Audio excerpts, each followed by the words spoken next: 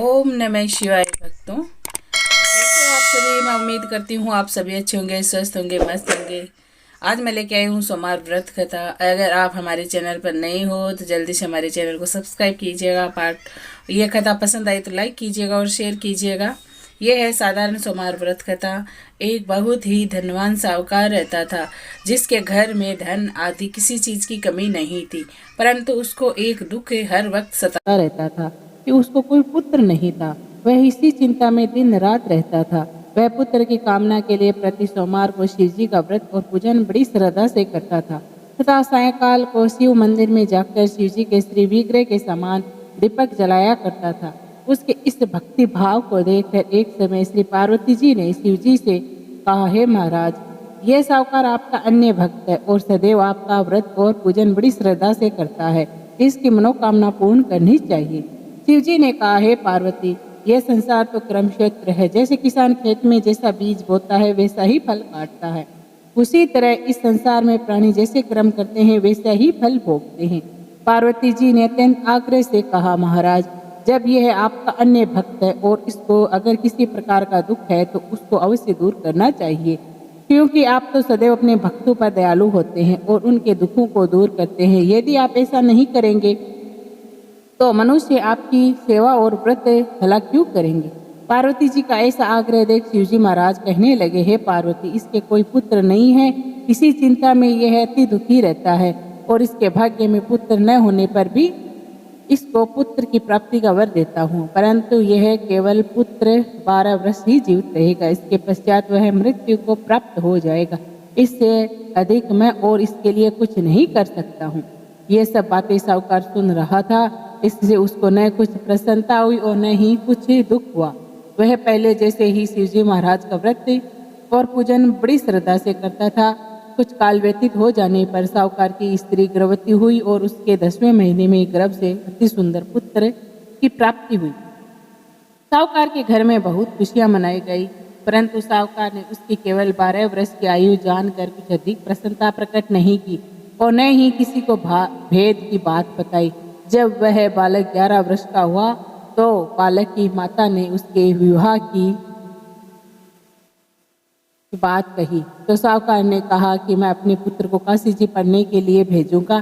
फिर साहूकार ने अपने साले अर्थात बालक के मामा को बुलाकर कहा कि इसको तुम ले जाओ और काशी जी पढ़ने के लिए जाओ और रास्ते में जिस स्थान पर भी रुको यज्ञ करते और ब्राह्मणों को भोजन कराते जाओ। वहाँ दोनों मामा भांजा यज्ञ करते और ब्राह्मणों को भोजन कराते जा रहे थे। रास्ते में उनको एक शहर में रुकना पड़ा, जहाँ पर एक ही राजा का लड़का आया हुआ था और उसका विवाह था और वह एक आंख से काना था और उसके एक आंख के काने के कारण उसके पिता को इस बात की बड़ी चिंता थी कि कहीं लड़की वालों को पता चल गया तो कहीं शादी में रुकावट ना आ जाए। इसीलिए अति सुंदर सेठ के लड़के को देखा तो उसने मन में विचार किया, क्यों ना दरवाजे के सामने इस लड़के से काम चलाया जाए। ये सब सोचा तो उसने आकर मामे से और लड़के से बात की तो वह राजी हो गए और शेरों का काम भी सारा काम उस लड़के से करा लिया गया। अब क्या होता है कि लड़का जाने लगा तो लड़की के चुनरी पर लिख दिया कि तेरा विवाह तो मेरे साथ हुआ है, लेकिन जिसके साथ तुमको भेजा जाएगा वह एक आंख से काना है और मैं तो काशी जी पढ़ने जा रहा हूँ। ऐसा कहकर राजकुमारी ने जब अपनी चुनरी पर ऐसा लिखा हुआ पाया तो उसने राजकुमार के साथ जाने से मना कर दिया और कहा कि मेरा विवाह तो इसके साथ नहीं हुआ है, वह तो काशी जी पढ़ने गया है। राजकुमारी के माता पिता ने अपनी कन्या को विदा नहीं किया और बारात वापस चली गई। उधर सेठ का लड़का और उसका मामा काशी जी पहुँच गए और वहाँ उन्होंने यज्ञ रचा लिया था और पढ़ना शुरू कर दिया लड़के ने। अब क्या होता है कि वह बालक बोलता है मामा से कि आज मामा जी मेरी तबीयत कुछ ठीक नहीं है। मामा जी ने कहा अंदर जाकर सो जाओ। वह अंदर जाकर सो गया तो उसके प्राण निकल गए। अब क्या होता है, संयोगवश वहीं से माँ पार्वती जी और महादेव जी जंगल से भ्रमण करते हुए जाते हैं तो उनको आवाज़ आई तो माँ पार्वती कहती है कि महाराज कोई दुखिया रो रहा है, चलिए ना जाकर देखते हैं कुटिया में कौन रो रहा है। तो जाकर देखते हैं तो माँ पार्वती जी कहती हैं, महादेव जी ये तो उसी सेठ का लड़का है जो आपके वरदान से हुआ था। शिव जी ने कहा, हे पार्वती, इसकी इतनी आयु थी तो ये भोग चुका है।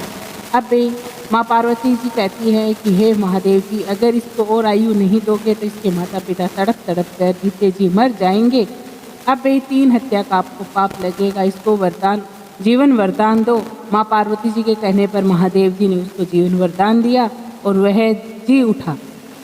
महादेव जी और माँ पार्वती जी तो कैलाश चले गए और वह मामा भांजा पहले के जैसे यज्ञ करते और ब्राह्मणों को भोजन कराते हुए घर आ गए। तो उसी जगह पर उसके ससुर ने उसको पहचान लिया और घर ले गया। घर ले जाकर कन्यादान किया और उसकी विदाई की। अब मामा कहता है कि मैं घर जाकर पहले खबर कर आता हूँ।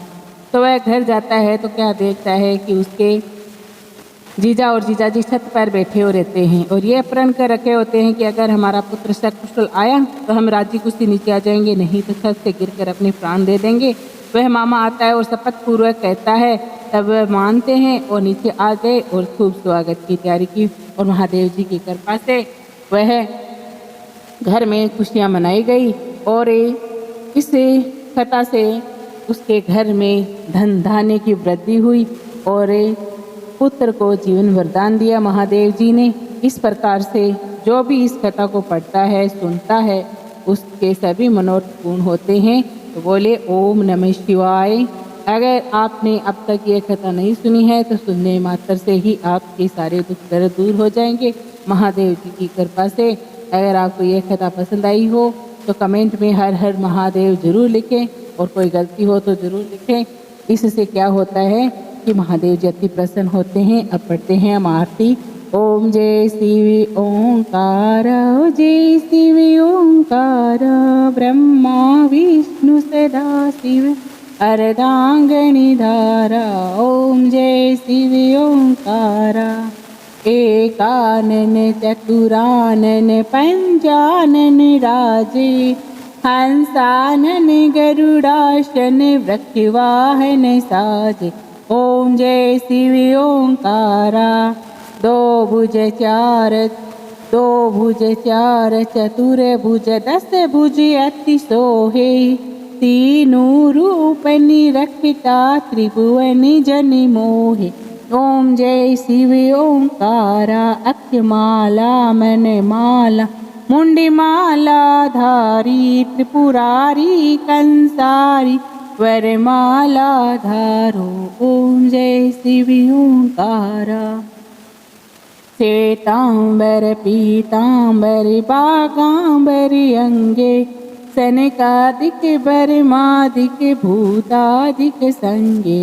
ओम जय शिव ओंकारा, करम श्रेष्ठ कमंडल चक्र त्रिशूल धरता, जग करता जग हरता, जग पालन करता।